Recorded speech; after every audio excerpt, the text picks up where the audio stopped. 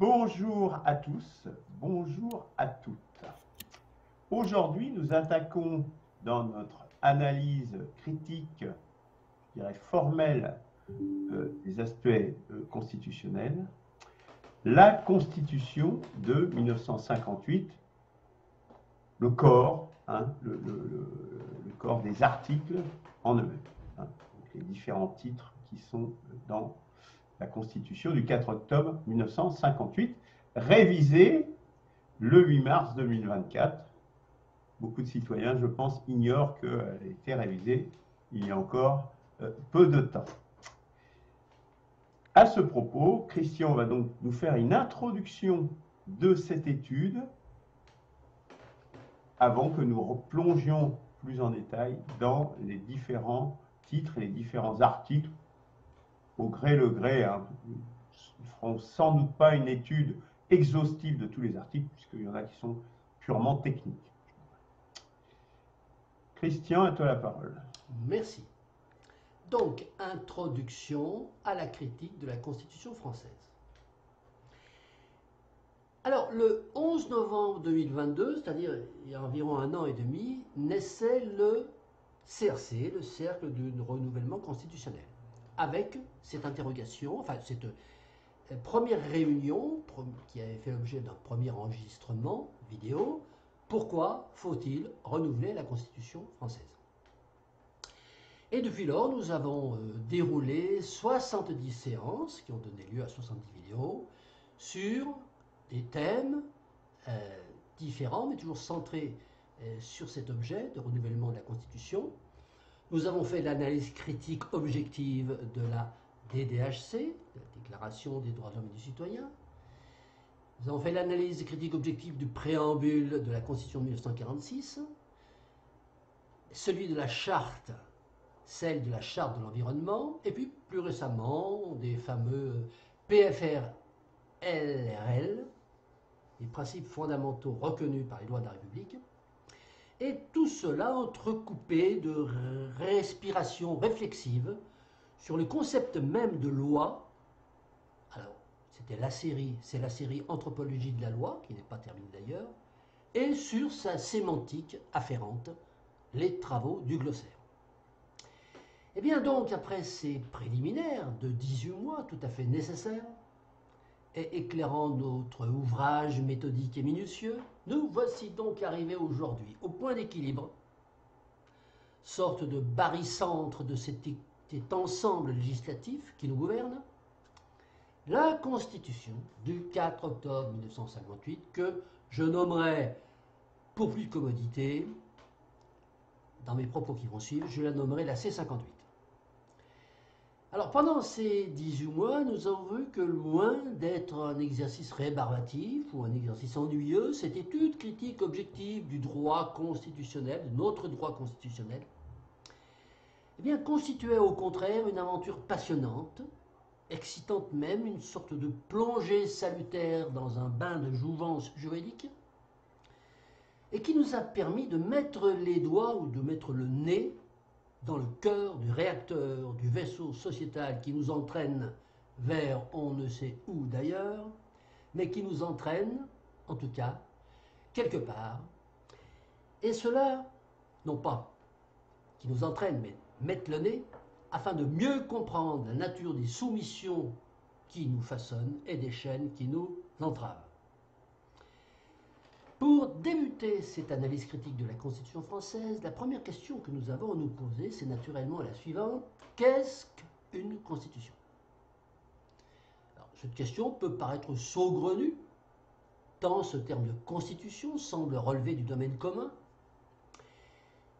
Toutefois, et malgré cette relative familiarité ou trivialité du terme, il semble peu probable qu'un nombre important de personnes qu'on interrogerait au hasard sur un trottoir, par exemple, soit en mesure de livrer une définition exacte et précise du terme Constitution, autrement qu'en faisant un vague raccourci et en exprimant avec des mots particuliers à chaque personne interrogée, mais des mots qui signifieraient au final que la Constitution est un texte juridique suprême, fixant les règles de base du grand chantier que sont les relations des individus au sein d'une collectivité donnée.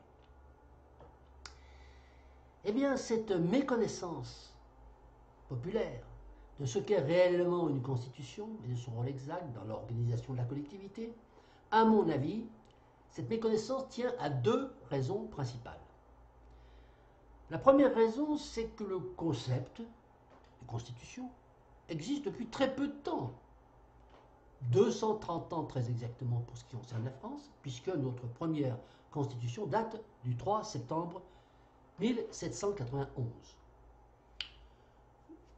230 ans pour la France, ou un peu plus ou un peu moins selon les nations, c'est effectivement très peu de temps en comparaison des 12 000 années qui nous séparent de la révolution néolithique et pendant lesquelles les différentes collectivités humaines ont assuré leur organisation et leur fonctionnement sans avoir recours à aucune norme écrite, à aucune constitution.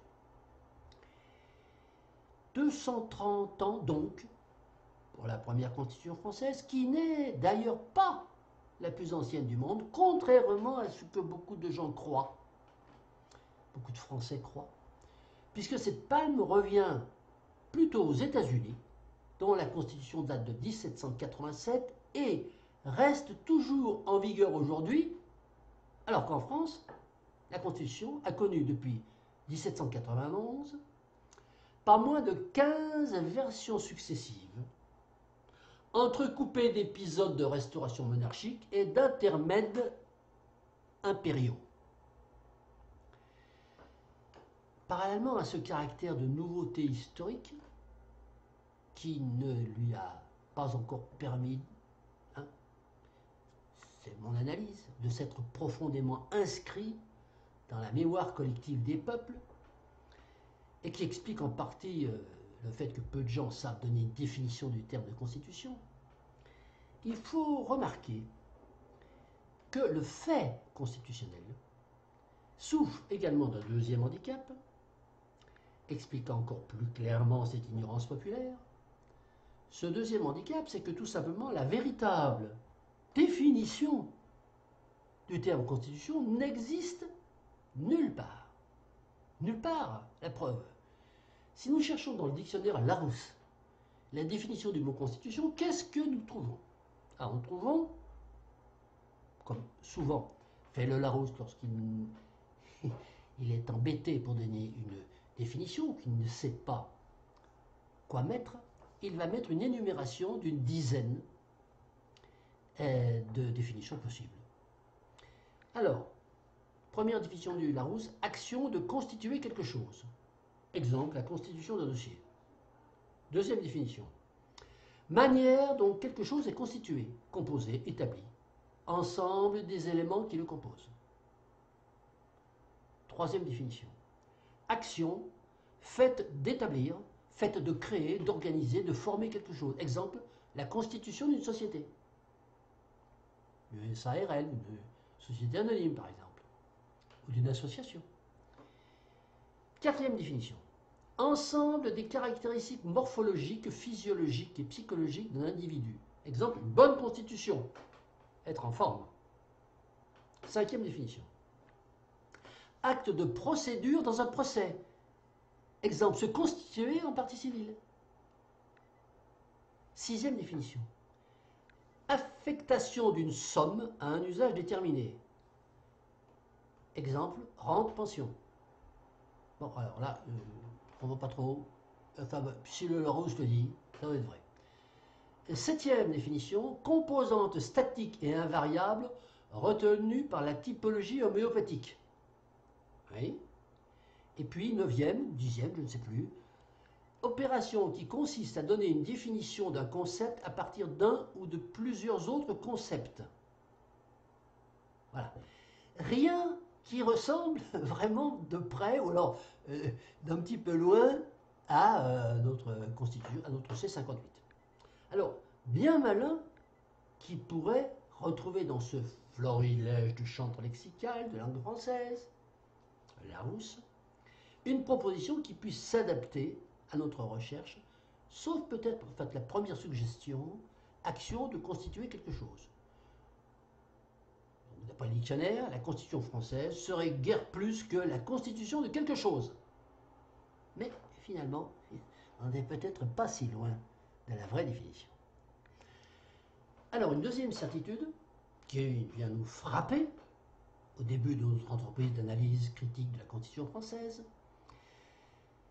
c'est cette deuxième certitude, c'est celle qu'il n'existe nulle part de règles rédactionnelles pour créer une constitution. Où est le mode d'emploi de la rédaction de constitution? Il n'existe pas. Une règle, au sens d'un cahier des charges, qui imposerait de traiter de tel ou tel terme, ou de tel ou tel thème, ou qui interdirait de traiter de tel autre thème. Bien plus. L'observation historique, l'observation de l'histoire, l'étude de l'histoire nous apprend qu'une constitution est toujours le produit juridictionnel d'un vainqueur politique ou militaire qui va la construire à sa guise, sans être contraint ni guidé par aucune force supérieure autre que la sienne, et éventuellement celle de son pronostic personnel dans le cas où le texte concerné serait soumis à une ratification élargie. Vous voyez à qui je pense? Notre ami Charles de Gaulle. Alors, à ce stade de notre propos, nous retiendrons donc le fait avéré qu'une constitution peut contenir n'importe quel type de règle, pour peu que son rédacteur en ait décidé ainsi. Alors, je vais le répéter parce que, j'en fais une espèce de maxime. Une constitution peut contenir n'importe quel type de règle, pour peu que son rédacteur en ait décidé ainsi.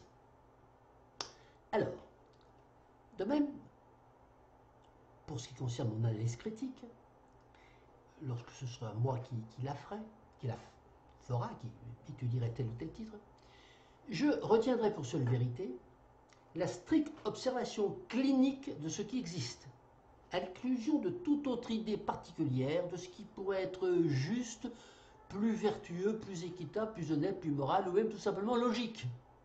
Je ne m'occuperai pas de tout cela. Parce que je pense qu'une constitution, l'analyse critique de constitution, c'est ni plus ni moins que regarder ce qu'il y a dedans et pas ce qu'il devrait y avoir. Et ce qu'il y a dedans, certes, mais la constitution, on a vu, fait partie d'un tout immense, notamment en France, et qu'on nomme généralement le corpus législatif. Je ne parle pas du bloc constitutionnel, je parle de tout le corpus législatif, qui est constitué par l'ensemble des règles coercitives, on les évalue à 140 000, cet ensemble de règles que la société organisée de l'homo sapiens français, disons, devenu homo industrialis, a jugé nécessaire d'édicter afin de rendre possible, de rendre plus facile la vie en collectivité, c'est-à-dire de réglementer les relations des individus entre eux, d'une part, mais également de réglementer les relations des individus avec les représentants du pouvoir politique, d'autre part. Ces règles coercitives sont naturellement imposées par la violence légale, sanctionnées par la violence légale, qu'on nomme force de la loi, et ces règles coercitives prévoient toute une échelle de sanctions en cas de non-application par le citoyen, sanctions également appliquées par la force. Cet ensemble de règles coercitives, toutefois, n'est pas de niveau uniforme au sein du corpus législatif global, certains groupes de règles dominant sur d'autres groupes de règles. Et au sommet de cet échafaudage, dont j'ai dit qu'il se composait d'environ de 140 000 règles, trône donc la Constitution, qui en principe ne doit pas et ne peut pas être contredit par aucune autre règle ou aucun autre groupe de règles. Alors, quelle est donc la spécificité de la Constitution au sein de ce maquis épais et touffu de règles coercitives? Quelle est donc la spécificité de cette Constitution, autre que celle de prévaloir sur toutes les autres règles non édictées en son sein? Est-ce que c'est ça, sa seule spécificité? Ce qui, si nous en tenions à cet unique distinguo, à cette unique spécificité, ne constituerait pas grand-chose, mais plutôt une prévalence arbitraire. prévalence dont nous allons tenter de voir si elle est bien justifiée par une logique ou par un principe clair, ce qui, dans ce cas, pour le coup, l'exonérerait du soupçon de l'arbitraire. Ça va être l'une des lignes de conduite de notre étude. Mais alors, compte tenu de ces considérations liminaires, nous pourrions nous poser une question toute simple. Est-il vraiment nécessaire d'avoir une constitution et à côté un ensemble de lois ordinaires? Ne pourrait-on pas concevoir une société sans constitution et uniquement régulée par des lois, ou bien au contraire, une société sans loi et régulée uniquement par une constitution? Alors, l'étude de cette alternative théorique que nous avons ici et là dans certaines réunions effleurées, qui n'est finalement pas si théorique que ça, va nous permettre en fait de mieux cerner la spécificité et le rôle qu'une constitution peut, doit, devrait jouer au sein de l'organisation sociétale globale. En effet, dans le premier cas d'école, c'est-à-dire une société ne disposant pas de constitution et uniquement régulée par des lois, on comprend tout de suite que l'édiction des règles coercitives ne va dépendre que du bon vouloir ponctuel de l'organe législateur, quel que soit cet organe d'ailleurs, en démocratie directe ou semi-directe ou représentative, ou un homme seul, dans le cas de la dictature ou de la monarchie. Et ce cas de figure, il est bien connu de tous. L'histoire en regorge d'exemples. Par contre, pour ce qui concerne le deuxième cas d'école, celui d'une société sans loi et régulée uniquement par une constitution, là, nous sommes dans l'inconnu complet, puisque ce système n'a pas d'exemple historique avéré, tout au moins au niveau d'une communauté large et développée, c'est-à-dire une société complexe. On trouve ce genre d'organisation dans des tribus primitives. Mais hormis le fait qu'aucune collectivité n'a jamais choisi délibérément cette option, et nonobstant l'analyse des raisons politico-historiques susceptibles d'expliquer ce phénomène, rien ne semble objectivement pourtant s'opposer à la possibilité d'un tel choix, ni à la capacité d'une communauté d'organiser son exercice du pouvoir sur la base de ce type d'option. Type d'option concrètement, ça veut dire qu'il s'agirait ni plus ni moins que de se fonder sur une constitution énonçant un ensemble de principes suffisamment clairs et exhaustifs dans tous les grands domaines de l'activité humaine, et de laisser ensuite le soin à la justice, détentrice de fait du pouvoir exécutif, fusionnant le pouvoir exécutif et le pouvoir judiciaire, de trancher les litiges dont elle serait saisie au seul vu du respect ou pas de ces principes inscrits dans la Constitution. Et une Constitution donc tout entière fondée sur des principes, un principe, je le rappelle, étant une proposition précise, qui sert de base à un raisonnement et qui définit un mode d'action, et une Constitution que nous pourrions ainsi qualifier de principielle, nous y voilà, et qui pourrait se dispenser de tout autre corpus législatif, une nation qui déciderait de l'adopter. Une nation qui déciderait d'adopter une constitution principielle pourrait se dispenser de toute autre forme de corpus législatif. Car, dans les faits, cette constitution principielle définirait un système logique dans lequel toute règle ou loi devrait respecter impérativement un principe. De la sorte, des principes logiques et clairs seraient énumérés, par exemple dans le préambule de la Constitution, pourquoi pas dans un premier titre intitulé Titre des principes, et plus loin des règles d'interprétation rigoureuses permettant de passer des principes aux éléments du domaine concerné, qui seraient énumérées dans les différents articles de la Constitution. Le système de cohabitation Constitution-loi ordinaire, qui est le nôtre, qui a été choisi par la démocratie représentative actuelle, plus exactement de l'oligocratie actuelle, Ce système est présenté comme un système établissant une certaine séparation des pouvoirs et qui est censé garantir aux citoyens ordinaires, d'une part, que le législateur ne pourra pas faire ce qu'il veut, et d'autre part, que la justice exécutive sera soigneusement encadrée par une multitude de règles empêchant qu'elle fasse des actions arbitraires. Dans la réalité, malheureusement, et nous avons largement démontré, quand nous sommes livrés à l'analyse critique des annexes de la C58, je dis bien annexes, on y reviendra, que sont la DDHC et le préambule de la C46 et la Charte de l'environnement, cette dualité supposée vertueuse, nous avons démontré qu'elle n'était qu'une illusion.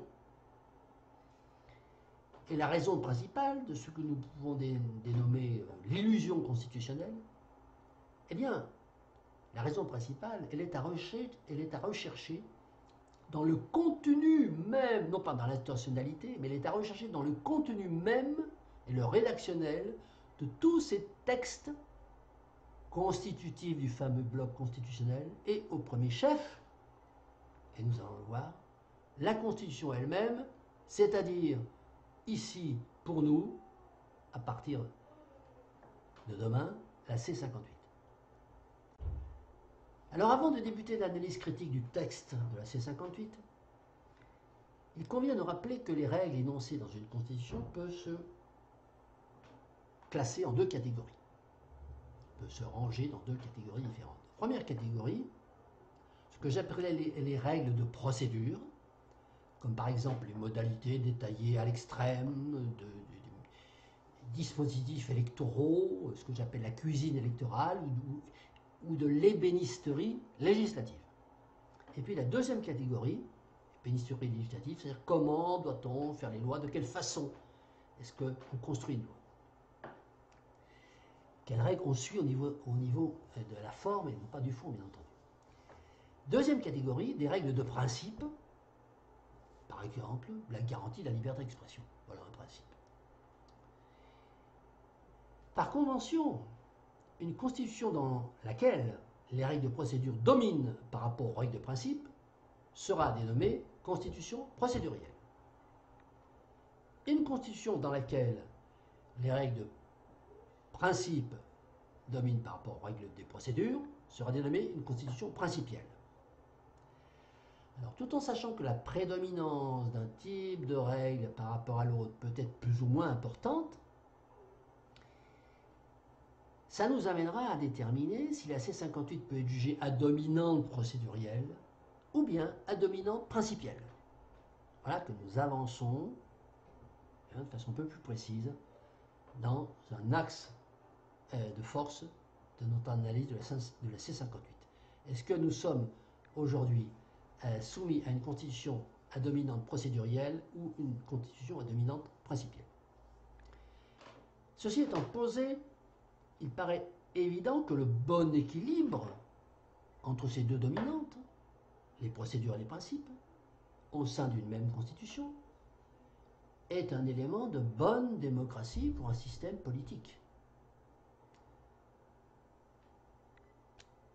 Oui, c'est un élément de garantie de bonne démocratie. Pourquoi? Parce que qu'est-ce que pourrions-nous penser d'un système qui adopterait une constitution très fortement procédurielle, par exemple, et qui réduirait à presque rien, voire même à néant, les dispositions principielles? Et inversement, que pourrions-nous penser d'une constitution qui ne s'occuperait que de décrire par le menu les procédures des différentes élections, de l'organisation du pouvoir exécutif et de l'élaboration de la loi et du règlement, et de rien d'autre?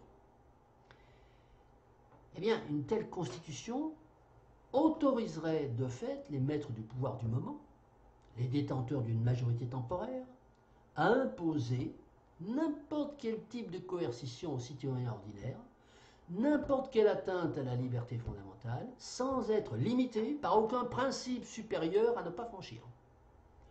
En d'autres termes, la loi n'aurait pas de borne constitutionnelle et les maîtres du moment ponctuel pourraient alors autoriser ou interdire tout ce que bon leur chanterait. cette vision d'horreur n'est naturellement pas le cas de la C58, puisque nous savons très bien que la C58 impose à nos dirigeants de n'édicter que des lois compatibles avec les dispositions constitutionnelles et que ce contrôle est assuré par un organisme ad hoc, le Conseil constitutionnel, chargé de vérifier la bonne conformité des lois avec les principes énoncés dans la Constitution. Oui, mais, supposons un instant, toujours dans le cadre d'une simple hypothèse d'école purement théorique, supposons que certains principes énoncés dans la Constitution elle-même ne soient pas de vrais principes. C'est-à-dire qu'ils aient en fait l'air de principes, mais qu'ils n'en soient pas vraiment. Un peu à l'image du Canada Dry, qui a la couleur de l'alcool, le goût de l'alcool, mais qui n'est pas de l'alcool. Eh bien, cette constitution-là, constitution issue d'une simple hypothèse d'école purement théorique, eh bien, cette constitution-là, elle énoncerait alors des phrases couleur de principe, ayant le goût de principe, mais qui ne seraient pas vraiment des principes. Et du même coup, ces simili-principes, utilisant des techniques rédactionnelles trompeuses et fallacieuses, permettraient alors de rendre valide tout type de règles coercitives qui, ces règles coercitives, qui auraient été invalidées si le principe avait été correctement rédigé. Eh bien, trêve de plaisanterie, cette hypothèse, dont j'ai imaginé qu'elle pouvait être imaginaire, eh bien, c'est la réalité. C'est la réalité et nous l'avons montré, démontré, stigmatisé par nos précédents audits des trois annexes que sont la DDHC, la C46, le préambule de la C46 et la Charte de l'environnement. Alors audit. Je dis bien audit et j'emploie ce terme à dessein pour définir notre démarche critique, car cette démarche critique, elle est bien en tout point comparable à un audit dont la définition est une expertise professionnelle effectuée par un agent compétent et indépendant sur le règlement intérieur d'une entité donnée, dans l'objectif annoncé d'aboutir à un jugement par rapport à certaines normes. Définition d'un audit. Et qui s'applique au travail que nous faisons sur les textes constitutionnels. Mais alors, on va peut-être me poser les questions suivantes. Mais parler des normes, vous parlez de normes, mais quelles normes allez-vous utiliser? Et les normes que vous allez utiliser sont-elles des normes objectives? Et d'abord, qu'est-ce que c'est qu'une norme? Bien. Alors une norme, ça vient du latin norma, équerre, règle.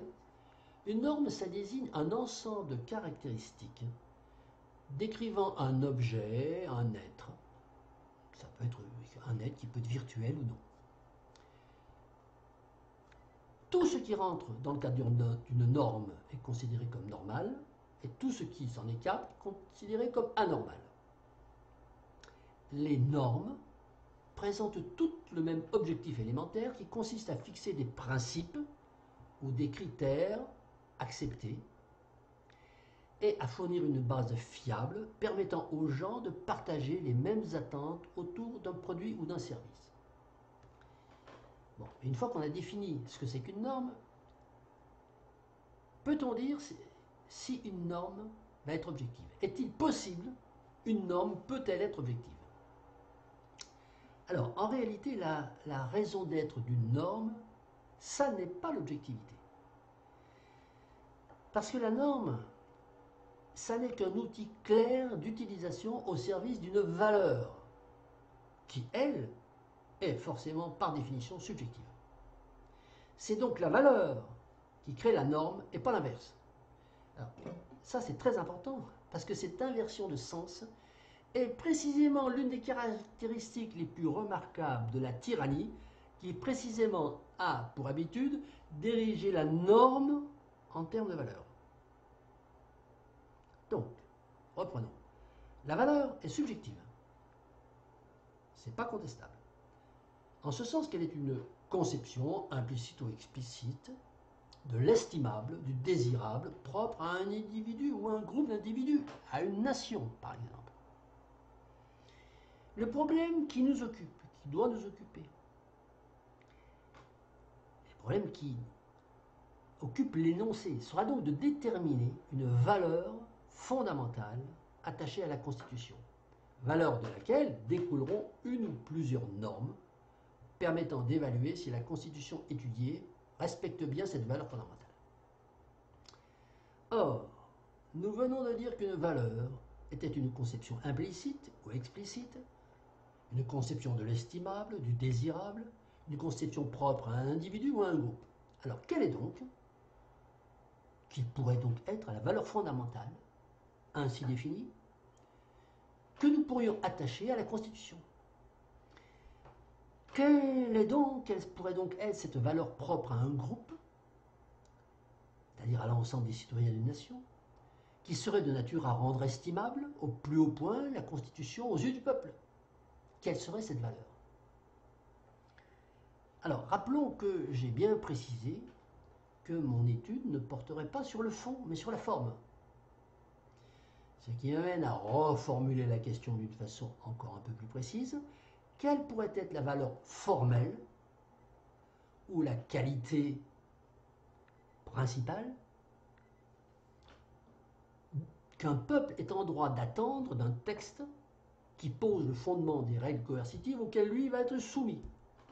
Eh bien, je pose comme hypothèse que cette valeur fondamentale formelle, c'est la rigueur. La rigueur. Pourquoi? Eh bien, tout d'abord parce que la loi est rigoureuse par essence et qu'elle s'applique par le biais de la violence légale sur le citoyen administré et qu'elle s'applique avec toute la rigueur que nous savons. Il est donc d'une simple logique, d'un simple raisonnement logique imparable, que la rigueur législative soit identique à la rigueur exécutive. En effet, quelle que soit l'opinion personnelle que tel ou tel citoyen peut avoir sur le bien fondé de telle ou telle règle coercitive, la compréhension de l'énoncé de la règle doit être limpide en tout état de cause et ne pas prêter à interprétation multiple, au risque de conférer à l'exécutif le pouvoir discrétionnaire d'en faire lui-même sa propre lecture, voire relecture, quand ça devient de la jurisprudence. Et cette technique a un nom, c'est l'arbitraire, et elle a une application, c'est la tyrannie. Je partirai donc du principe que la nécessité de rigueur rédactionnelle du texte constitutionnel est une valeur fondamentale partagée par tous les citoyens, et je baserai toute mon étude critique sur ce présupposé. Ce parti pris sera ma seule concession à la subjectivité, et je comprendrai très bien de ce fait que tous ceux qui considèrent qu'il est de peu d'importance que les différents articles de la Constitution soient énoncés de façon rigoureuse, je comprendrai très bien que tous ceux-là se désintéressent de ce que je vais dire et s'en aillent vaquer ailleurs à d'autres occupations. La valeur de rigueur étant donc ainsi posée en termes de ligne directrice de cet audit, de la C58, il me reste maintenant à déterminer les normes qui vont permettre d'évaluer le niveau de rigueur, selon l'équation que j'ai posée un petit peu plus haut, qui vont permettre d'évaluer le niveau de rigueur de tel ou tel article de la Constitution, de la noter en conséquence, avec pour objectif final d'aboutir à une appréciation globale de l'ensemble de la Constitution, obtenue en faisant tout simplement la moyenne de chacun des articles étudiés, ou tout au moins de chacun des articles qui ont été notés. Alors, pour mener à bien cet audit, je me baserai sur donc deux normes, sur deux critères d'évaluation objectifs, qui sont la précision et la cohérence. La précision, c'est bien une norme objective, mais elle est souvent confondue avec une norme voisine qui s'appelle la clarté. La clarté, c'est en effet sensiblement distinct de la précision, en ce sens que la clarté d'une disposition n'emporte pas forcément sa précision, à savoir que nous pouvons très bien comprendre la formulation de l'article et ne pas pouvoir déterminer avec précision son champ d'application.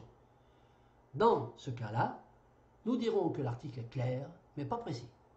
Exemple, l'article 1 de la Constitution. On anticipe un peu là.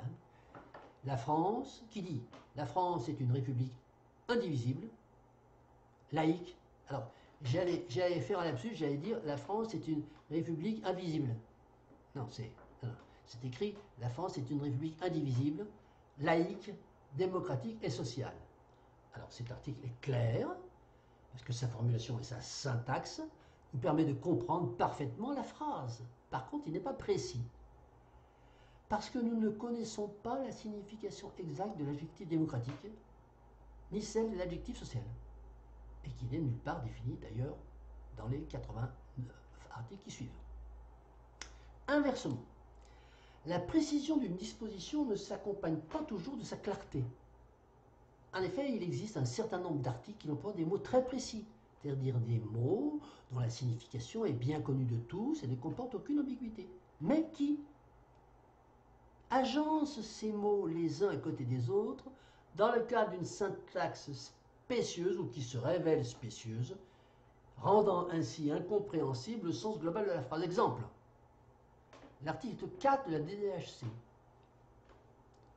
L'exercice des droits naturels de chaque homme n'a de borne que celle qui assure aux autres membres de la société la jouissance de ces mêmes droits.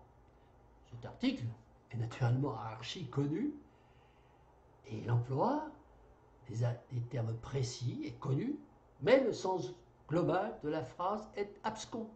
La preuve, c'est que lorsque vous demandez, lors d'une séance d'atelier constitutionnel par exemple, à un participant néophyte de vous expliquer le sens de cette phrase, il est généralement très embarrassé et ne s'en sort souvent qu'en recréant une autre phrase du genre « La liberté d'un membre de la société s'arrête là où commence celle de son voisin », phrase qui n'est d'ailleurs pas plus claire que la précédente.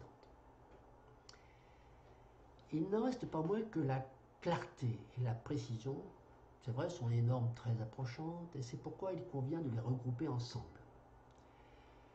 La norme qui domine sur les deux étant naturellement la précision, car elle témoigne sans conteste de la rigueur d'une disposition législative, mais il n'empêche que sa notation sera encore plus favorable si elle allie la clarté à la précision. La deuxième norme d'appréciation de la rigueur constitutionnelle, c'est la cohérence. Sachant que cette norme comporte deux aspects, la cohérence interne et la cohérence externe. Le contrôle de cohérence interne, c'est un contrôle qui s'attache à vérifier que le rédactionnel d'un article ne comporte pas une incohérence entre une partie de sa phrase et une autre partie de phrase inclus dans le même article. Le contrôle de cohérence externe, lui, s'attache à vérifier que certaines propositions de phrases contenues dans un article donné ne sont pas incohérentes avec d'autres propositions contenues dans d'autres articles différents du même texte. La C58, en l'occurrence. Alors, du point de vue de la cohérence, l'affaire se complique parfois sensiblement lorsque on constate que certaines propositions de phrases constitutionnelles sont incohérentes, c'est-à-dire encore plus clairement contradictoires avec des articles de loi, c'est-à-dire des règles coercitives de niveau inférieur à la Constitution. Alors nous toucherons là au problème très sensible de la constitutionnalité des lois, donc de ce qu'on nomme le contrôle constitutionnalité. Contrôle qui est effectué par une instance que j'ai déjà citée, le Conseil constitutionnel, mais auquel il faudra, je propose de consacrer spécialement une émission. Ce contrôle de cohérence externe, lorsqu'il concerne les cohérences des règles constitutionnelles avec les lois, décrets et règlements arrêtés, c'est-à-dire avec les règles constituant l'ensemble des 74 codes juridiques, ce contrôle de cohérence externe ne rentre pas à proprement parler dans le cadre spécifique de l'audit constitutionnel tel que je l'ai défini, mais j'en profiterai quand même à chaque fois pour relever tous ces types d'incohérences quand ils me sembleront directement favorisés par un défaut de rigueur de telle ou telle partie de la Constitution, de tel ou tel article. Ce qui amènera forcément à chaque fois à abaisser la notation de la Constitution pour cette même raison. Enfin, pour terminer avec cette présentation méthodologique, je tiens à préciser le sens profond du terme qui peut surprendre, du terme d'audit employé pour qualifier cette analyse critique de la 1658. Parce qu'en effet, l'État lui-même réalise assez souvent des audits auprès de ses différents services, mais ces audits sont commandés en interne, ce qui signifie que c'est l'État qui se contrôle lui-même. Idem d'ailleurs pour le Conseil constitutionnel dont nous avons déjà parlé. Conseil constitutionnel qui est composé d'individus clés du sérail dirigeant et qui par conséquent contrôle ses pairs. Le Conseil constitutionnel contrôle ses pairs. Il s'agit donc d'un contrôle en famille entre individus appartenant à une même élite. Alors, par comparaison, je dirais par opposition, pourrions-nous imaginer que l'administration fiscale, par exemple, accepte que le contrôle des comptes d'une entreprise, d'une PME, soit réalisé par des salariés de cette même entreprise, au lieu d'être obligatoirement effectué par un agent extérieur, un commissaire aux comptes. Eh bien, on est bien obligé de constater que cette latitude que l'État refuse aux citoyens, c'est-à-dire contrôler ses comptes par un salarié, eh bien l'État se l'accorde à lui-même, ce qui, on en conviendra, est particulièrement contradictoire, pour ne pas dire plus. Mais pour ce qui concerne les textes législatifs, et en premier lieu la Constitution, existe-t-il un contrôle citoyen permettant de déterminer si les dispositions qu'elle contient sont bien conformes à des normes préétablies, à l'image des contrôles fiscaux des entreprises qui ont pour objectif de vérifier si les comptes présentés respectent bien les normes précises et établies par la DGI.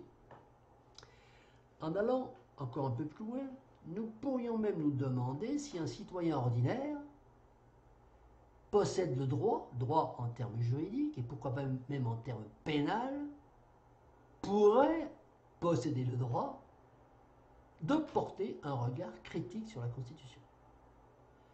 Eh bien, ce droit, nous l'octroyons aujourd'hui, ici, au cercle de renouvellement constitutionnel. Nous octroyons ce droit d'engager cet audit constitutionnel. Droit qui pourrait très bien d'ailleurs nous être contesté au regard des restrictions de plus en plus nombreuses apportées depuis quelque temps à la liberté d'expression la plus élémentaire, et au motif pourquoi pas d'atteinte à la sûreté de l'État, ou, plus récemment, d'outrage. Or, il existe pourtant dans la Constitution un article, l'article 15 de la DDHC, qui dit que la société a le droit de demander compte à tout agent public de son administration. Article qui, certes, ne mérite, et on l'a vu, qu'une notation médiocre en termes de précision, mais qui, pour peu que nous reprenions à nos propres comptes à notre propre compte les techniques réinterprétatives des maîtres du pouvoir, pourrait signifier que tout citoyen est fondé à interpeller l'État sur le sens de la Constitution elle-même. Alors certes, on pourrait nous objecter que les citoyens l'ont déjà approuvé, cette Constitution. Et ils l'ont déjà approuvée le 28 septembre 1958 lorsqu'ils ont été appelés à un référendum. Et qui donc ne sont plus fondés aujourd'hui à apporter la moindre critique. Mais nous laisserons à tous les citoyens responsables et éclairés le soin de juger de la valeur de cette objection. De fait, cette audit constitutionnelle que nous entreprenons, eh bien, n'est commandée par aucune instance étatique.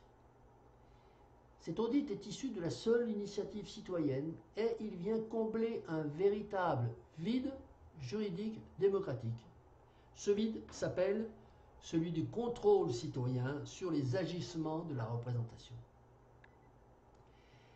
Mais nous verrons que ce vide juridique, on peut même dire cet abîme juridique, il est néanmoins courant dans la rédaction même du corpus juridique et constitutionnel français, au point que des concepts aussi lourds que ceux de démocratie, république, justice, sociale ou service public sont énoncés en tant qu'axiomes flottants, mais ne font pas l'objet de définitions rigoureuses, ce qui permet au pouvoir décisionnaire du moment de leur donner la signification qui convient dans chaque cas d'espèce et à chaque moment opportun. Nous anticipons là sur l'analyse qui va suivre, mais on commence à donner déjà des fenêtres d'éclairage. Il en va de même pour l'énumération des attributions qui, tant pour le pouvoir central, notamment par l'intermédiaire des articles 34 et 37 de la C58, que pour le pouvoir territorial, notamment par l'article L 21-22 du Code général des collectivités territoriales, qui ne permet pas de déterminer avec précision que tel pouvoir peut faire ou ne pas faire, tendant ainsi à supposer que tous peuvent en réalité tout faire. Nous continuons à anticiper. Mais, n'anticipons pas trop. Je vais terminer simplement cette présentation en indiquant que le parti pris d'objectivité formelle de cet audit nous permettra de déterminer notamment si, de par sa conception rédactionnelle, la Constitution est un outil de domination d'un groupe restreint sur le plus grand nombre, ou bien si au contraire, c'est un outil mis à la disposition du peuple pour exprimer sa volonté. Une dernière chose enfin. Je pense qu'après avoir achevé l'analyse critique de la C58 quand nous l'aurons fait, il nous faudra revenir sur un point qui me semble avoir été insuffisamment étudié par nous. Je veux parler de la valeur constitutionnelle de la DDHC et du préambule de 1946. Valeur constitutionnelle qui n'a pas été juridiquement établie de manière indiscutable. Nos récentes analyses en profondeur des PFRLR entrent en plein dans ce débat. Alors, donc, celle-ci et d'autres analyses précédentes l'ont évoqué, mais ce sujet n'a pas été réellement traité à fond et compte tenu de son importance du point de vue de l'état de droit, je souhaite que nous le menions à bien après avoir fini l'étude de la C58. Je vous remercie. Merci Christian. Bon.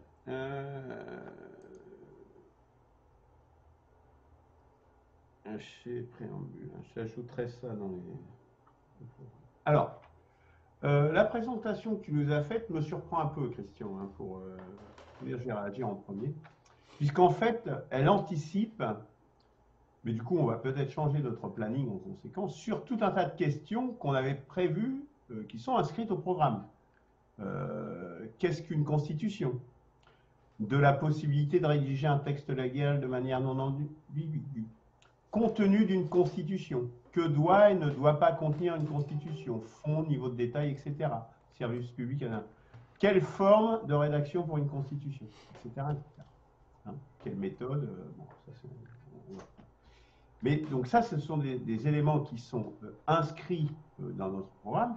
Et donc je pense que le discours que tu as fait aujourd'hui s'inscrit plutôt dans, donc on peut le laisser évidemment, mais il s'inscrit plutôt dans ce débat. Qu'est-ce qu'une constitution et comment la rédiger, voilà, quels sont les critères qualitatifs, quantitatifs peut-être aussi, que l'on pourrait lui appliquer. Et donc, moi je suggérerais de bouleverser notre planning pour justement mettre, puisqu'on introduit cela, qu'est-ce qu'une constitution, allons-y dedans et pouvoir réagir tout à chacun sur ce que nous pensons être une constitution. C'est un premier élément qui me semble important. Deuxième chose, alors tu as dit que la constitution des États-Unis d'Amérique était la constitution la plus récente. Alors là, je m'inscris en faux, là j'ai fait quelques recherches. Il y a une constitution. La plus ancienne. La plus récente. La plus ancienne, pardon. Constitution suédoise de 1720. Constitution, alors là j'ai même un graphique des constitutions les plus. Alors, je vais vous les présenter peut-être à l'écran. Oui, moi j'ai pensé à la constitution corse, voilà. Oui, Corse, effectivement. Bon. Également. Donc les plus anciennes, là il faut remonter à Saint-Marin en 1600, voire au Royaume-Uni en 1215. Mais je dirais, nous avons également une constitution, je dirais, qui est considérée par certains comme la plus ancienne, qui est une constitution orale, mais qui était en Afrique, dans le royaume du Mali, qui était transmise de manière orale, mais qui comportait pourtant donc un ensemble. J'ai noté qu'il y avait un certain nombre de principes, justement, de préambule, et alors je ne retrouve plus où c'était exactement, mais il y avait des parties également, des 7 chapitres. Alors, voilà. La charte se compose d'un préambule et de 7 chapitres. Donc on voit que cette notion de constitution, elle est quand même peut-être un petit peu plus éloignée, un peu plus ancienne que ce que le capitalisme a mis en place, sachant que le capitalisme quasiment a besoin d'une constitution. Je pense que ça c'est important et je pense que c'est quelque chose qu'il faudra que l'on mette dans qu'est-ce qu'une constitution et pourquoi ça devient si important, même s'il y a des exceptions et non des moindres, puisqu'il y a notamment le Royaume-Uni qui n'a pas de constitution formelle, hein, qui est un ensemble de jurisprudence, mais qui en tiennent le lieu en définitive. Ça, c'était une deuxième chose. La troisième chose, c'est sur ces notions de valeur et la valeur que tu as posée comme premier. Alors, je fais référence là, tu as déjà fait une vidéo qui reprenait les éléments que tu as donnés dans qu'est-ce qu'une constitution, une vidéo à laquelle j'avais posté le 5 avril 2021. J'avais posté un commentaire détaillé sur cette vidéo et auquel tu n'avais pas répondu à l'époque. Bon. Voilà. Et donc, dans laquelle, justement, je m'inscrivais un petit peu, je ne veux pas dire en faux par rapport à ce principe de rigueur que tu posais, mais, et donc que tu en déclinais 2 normes objectives à satisfaire la précision avec accessoirement la clarté et la cohérence. La rigueur ne me semblant pas un principe, je dirais, une valeur en tant que telle, parce que c'est une valeur qui, en tant que valeur, hein, je me semble très évanescent. Rigueur, qu'est-ce que ça veut dire rigueur en tant que valeur? J'avoue que je n'arrive pas à le cerner. Et j'avais plutôt proposé de mettre plutôt la logique comme valeur première. La logique et avec 2 normes objectives qui en découleraient. Donc, l'exactitude correspond bien à la logique, la logique et la cohérence. Et dès lors, la précision et la régularité étant dès lors plus des propriétés, des axes qualitatifs que l'on peut appliquer.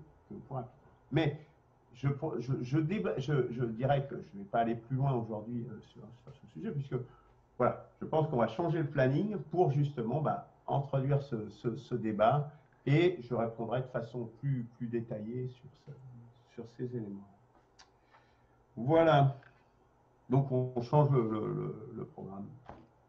Pas le programme, mais le planning du CRC. Je vous ferai une proposition. Jean-Charles. Écoutez, moi je suis très satisfait de l'exposé de Christian. Intellectuellement, il est très satisfaisant, très honnête, et très rigoureux, justement. Je suis satisfait. Juste la petite remarque sur la constitution la plus ancienne n'a que peu d'intérêt par rapport au reste de l'exposé, mais enfin bon. Ben non, moi je trouve pas vraiment intéressant de savoir si la Constitution et les constitutions sont laquelle est la plus ancienne. Voilà. Enfin, En ces temps d'américano-centrisme, si tu veux, ça me semble tout à fait important.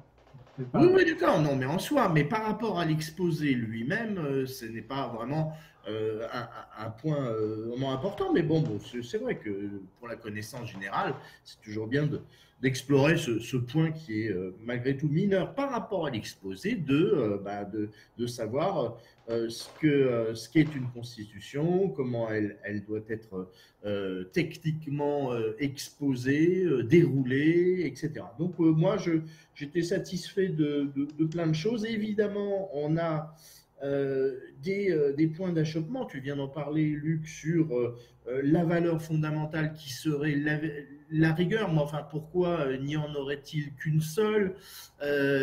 Voilà, bon, mais c'est vrai que mettre au centre des exigences pour avoir une constitution digne de l'ambition auquel elle doit répondre, mettre un certain nombre de bornes. Hein, donc là, tu proposes la logique.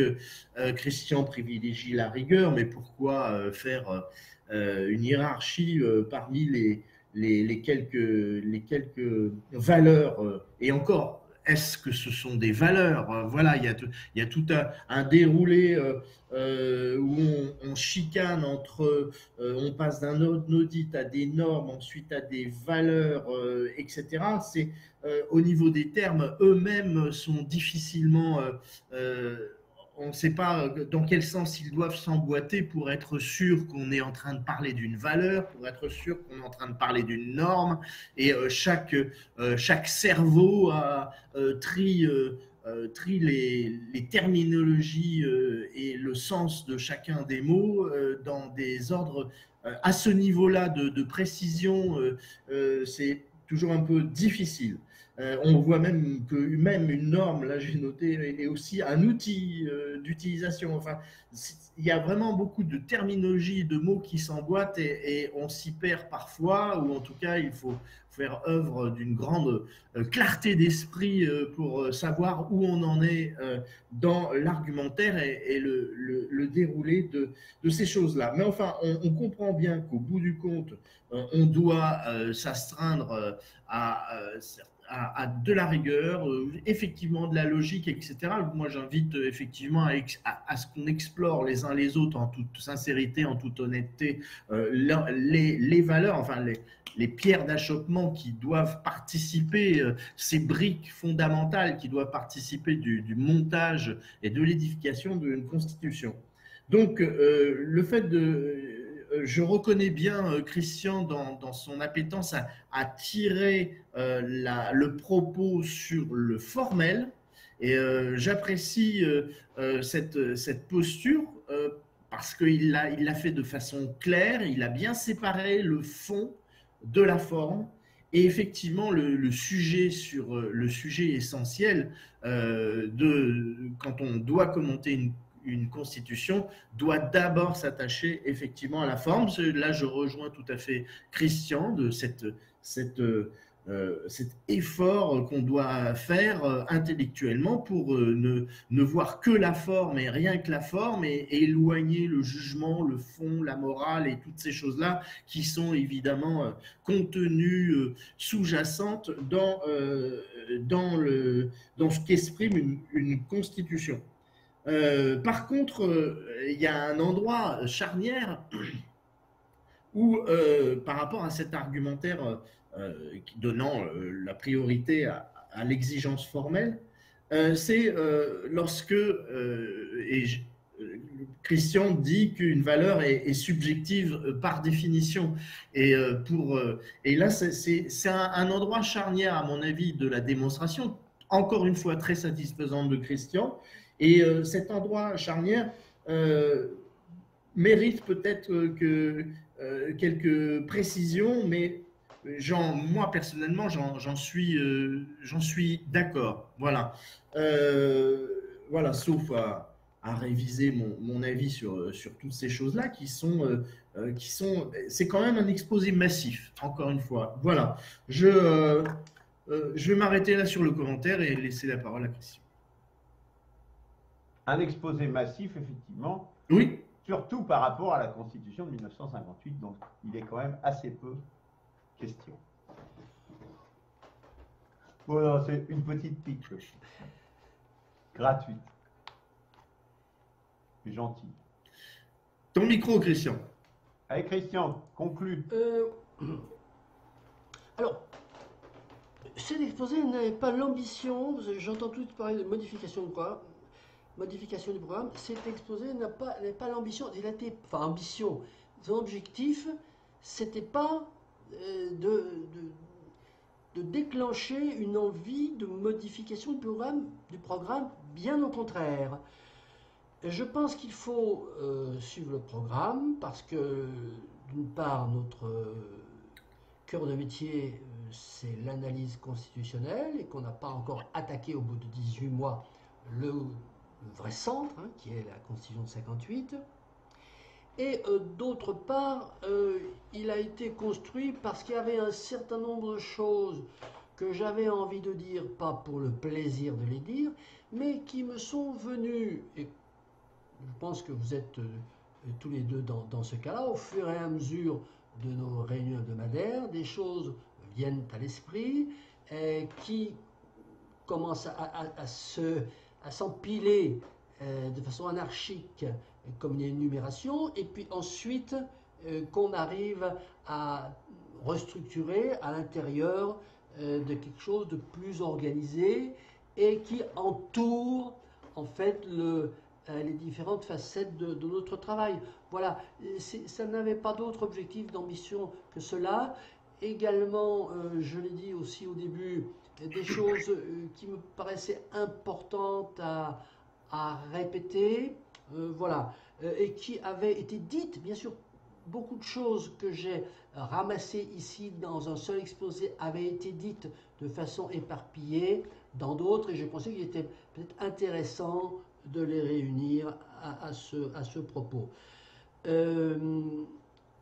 Concernant la subjectivité, le moment charnière dont parle Jean Chart, justement, il a anticipé parce que je voulais m'expliquer là-dessus. Je parle de la subjectivité du choix. Je ne dis pas que la valeur rigueur, c'est une valeur subjective, c'est une valeur complètement objective. Je dis que le choix de dire nous allons prendre cette valeur comme valeur fondamentale de la Constitution, c'est un choix subjectif, parce qu'on peut faire un autre choix. Alors, la preuve, c'est que Luc suggère une autre valeur. Il dit la logique. Bon. Et je reviens à cette espèce d'équation d'empilement mathématique dont Jean-Charles dit que c'est un petit peu flou, un petit peu compliqué. Alors, c'est flou quand on l'énonce comme ça, voilà.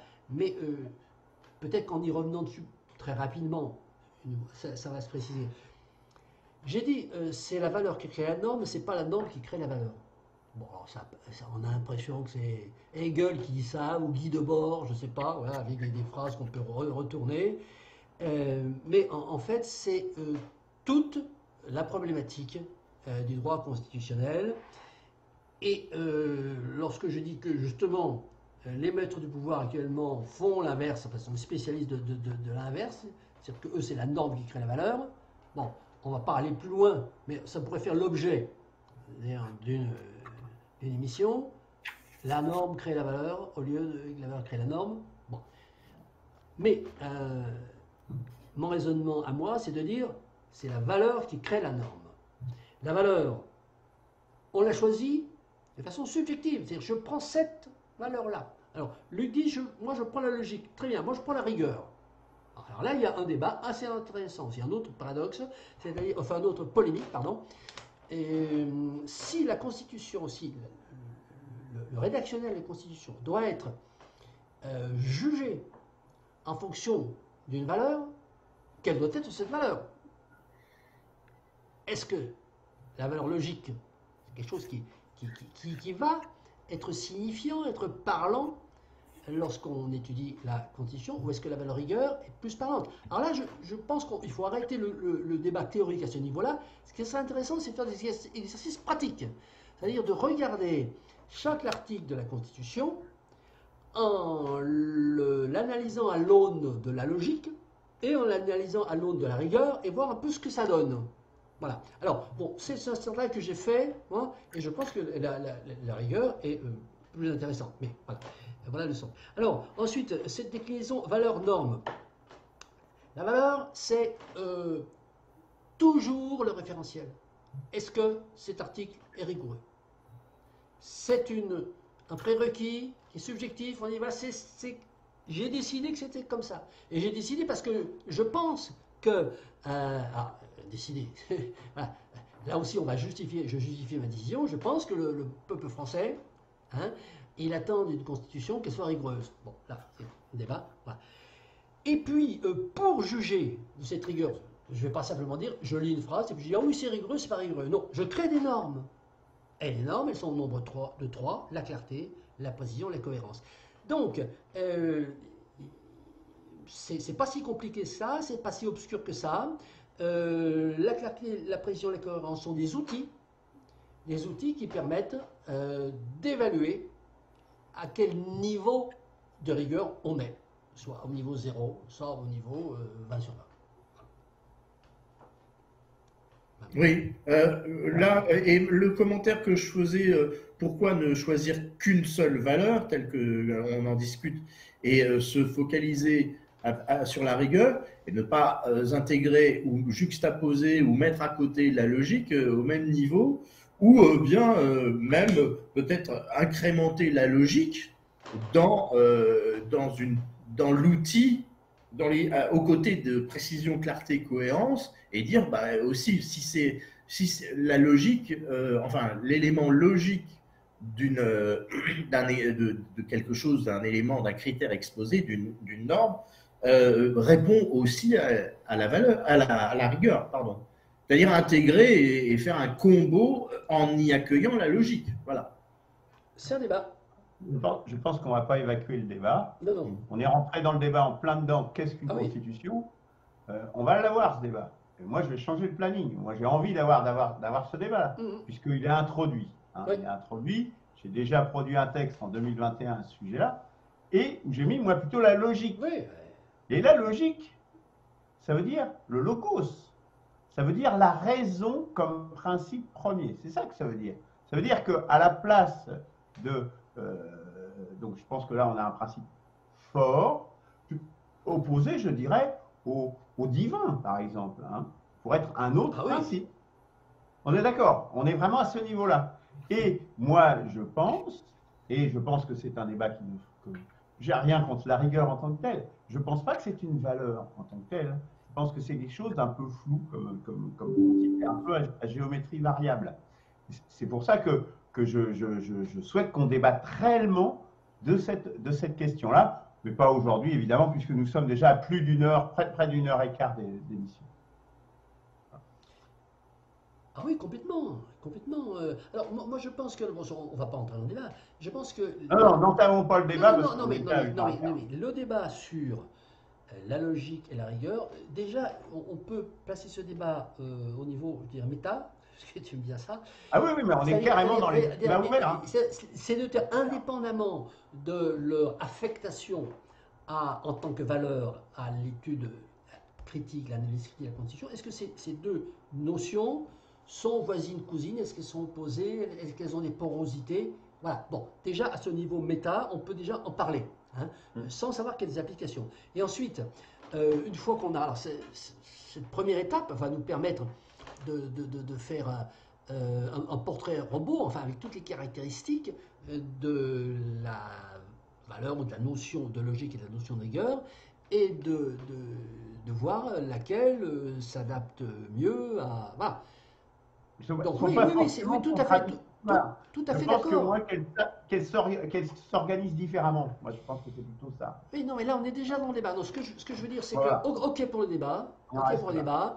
débat. Ce débat doit, me semble-t-il, être à deux niveaux. Le premier niveau, méta, où on a une mise en perspective de ces deux notions de façon totalement théorique et dématérialisée par rapport à l'utilité qu'elles peuvent avoir dans telle ou telle euh, entreprise. Voilà. Et puis ensuite, une fois qu'on a fait ça, euh, alors faire les exercices que je vais proposer, c'est-à-dire prendre des articles précis et voir les étudier avec la valeur logique, hein, et les étudier avec la valeur rigueur, bon, et voir ce que ça donne. Ça pourrait être intéressant Ah aussi. oui, oui, oui, oui. Mais dans un deuxième temps, là, pour le coup. Oui, oui, oui, oui, les deux niveaux. Oui. Ok, je propose qu'on en reste là. Hein, j'ai 1h10, moi, là. Merci, messieurs. Merci.